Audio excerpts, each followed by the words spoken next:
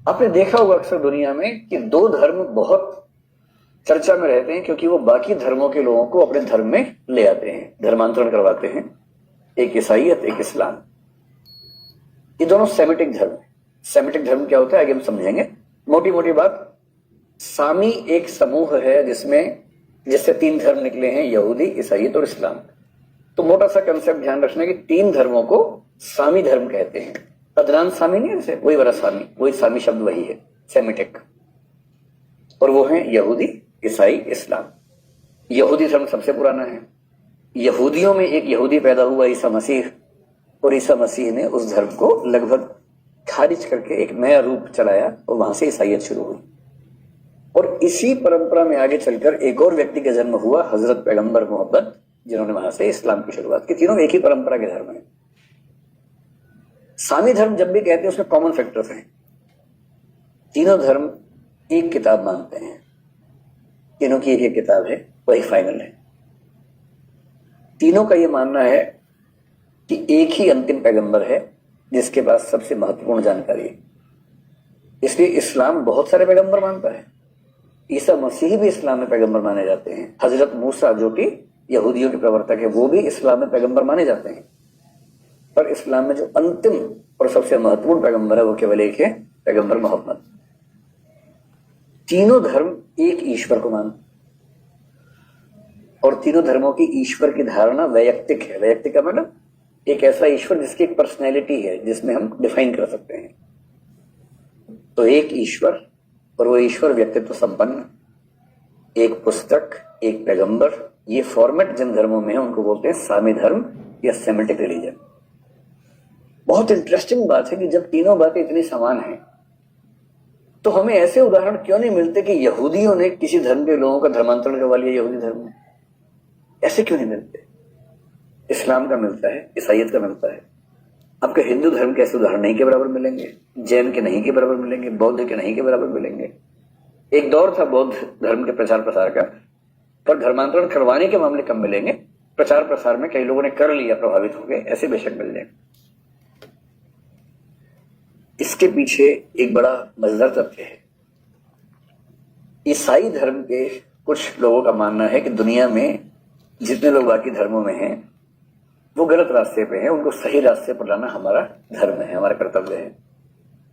तो सबको बोलते हैं, ट्राइबल एरियाज में काम करते हैं, गरीब बस्तियों में काम करते हैं, स्कूल बनाते हैं, हॉस्पिटल बनाते हैं, और प्रचार प्रसार करके बहला फुसला के उनको ईसाई बना लेते हैं। और लोग तो सीधे हैं, उनको पता लगता है कि ईसाई बनूंगा तो स्कूल मिल जाएगा, बच्चों को फ्री अस्पताल मिल जाएगा, तो बन जाते हैं ईसाई, आज अधूरे बन जाते हैं। नाम क्या होता है? पहले नाम था राम सेवक चौधरी, अब नाम क्या हो गया? राम सेवक माइकल। ऐसा ऐसा होता है कि नाम का एक हिस्सा हिंदू, एक हिस्सा ईसाई चल रहा है।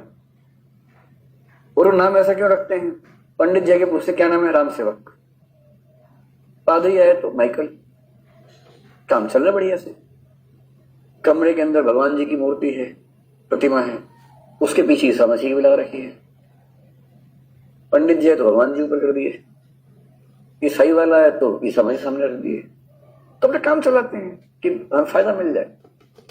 पर 2-3-4 पीढ़ियां होते होते धर्मांतरण का असर पूरा हो जाता है। फिर वो पूरा परिवार, पूरा समाज एक नए धर्म को मानने लगता है।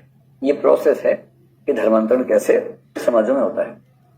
इस्लाम की भी ये धारणा रही है कि दुनिया के बाकी लोग काफिर हैं, गलत रास्ते पे हैं, उनको सही रास्ते पे लाना हमारा धार्मिक कर्तव्य है। और कुछ लोग कहते हैं कि जिहाद का मतलब यही है कि जो लोग इस्लाम को नहीं मानते उनको खत्म करेंगे, और जो मान सकते हैं उनको मानने के रास्ते पर ले आएंगे। यहूदी क्यों नहीं करते? क्योंकि यहूदी लोगों का एक अलग ही विश्वास है।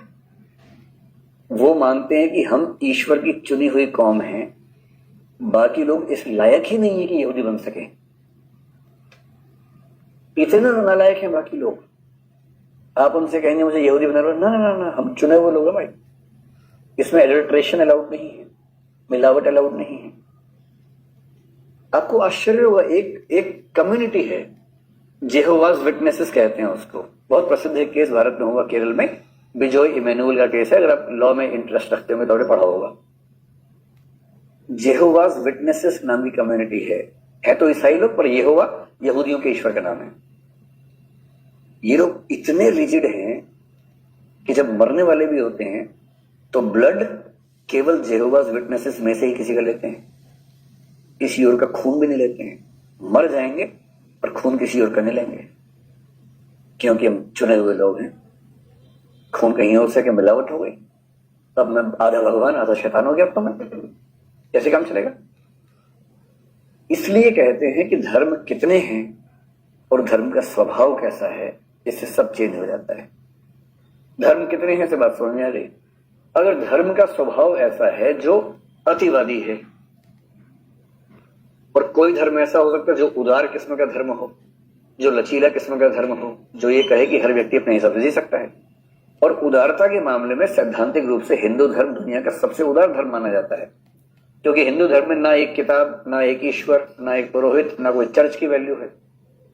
हिंदू धर्म में हर व्यक्ति को इतने अधिकार हैं जो बाकी धर्मों में नहीं। मैं आपको ये प्रीच नहीं करना चाह रहा, मैं आपको समझा रहा हूं धर्मों का अंतर, जो कि धर्म दर्शन की पुस्तकें मानती। आप ईश्वर में भी चॉइस है आपके पास। आप कहें कि मैं युवा हूं, मुझे कृष्ण जी अच्छे लगते हैं, ठीक है भाई, अभी कृष्ण जी वाला समय चल रहा है आपका, बाद में राम जी वाला समय आ जाएगा, अंत में शिव जी का नहीं है। तो जब तक शिव जी का समय नहीं आ रहा तब तक कृष्ण और राम कर लीजिए। हिंदू लोग छोटे छोटे बच्चों को जन्माष्टमी में सब बच्चे कृष्ण बनाए खड़ा कर देते हैं। आप छोटे छोटे बच्चों को सब कृष्ण बन के घूम रहे हैं, उनकी सहेलियां राधा बन के घूम रही हैं, क्योंकि उस उम्र में राम सीता बनाने में वो बात नहीं आएगी। अभी तो चंचल होने का उम्र है, तो कृष्ण बनाते हैं बच्चों को। लेकिन जब बच्चा बड़ा होता है फिर लोग कहते हैं अब तुम राम बन जाओ, हमारा ध्यान रखना, बल्कि श्रवण कुमार बन जाओ। ये चॉइस दुनिया में किसी धर्म में नहीं। ये उदारता की वजह से आप देखेंगे हिंदू धर्म में लगभग हर व्यक्ति को इस बात से फर्क नहीं पड़ता कि आपकी राय क्या है, आपकी रुचि किस धर्म में है, आप किस दिन व्रत करते हैं, आप पूजा के लिए क्या करते हैं क्या नहीं करते हैं, सबकी चॉइस अलग अलग है। इसका नुकसान भी है, एकता पैदा नहीं होती, बिखरा हो जाता है। तो यदि धर्म की प्रकृति उदार है तो वहां क्या होगा, चिंतन की स्वतंत्रता होगी। कोई आपको बिना बात के परेशान नहीं करेगा, आपका अपना रुझान है, जैसा आपका मन करता है कर लीजिए। तो कुल मिला के स्वतंत्रता का भाव होगा। और यदि अतिवादी है, रिजिड है, रूढ़िवादी धर्म है, तो इसका मतलब है कि वहां आपको आज्ञा पालन करना होगा। ज्यादा सोचने वोचने का अधिकार नहीं है, ज्यादा सोचा तो पत्ता साफ।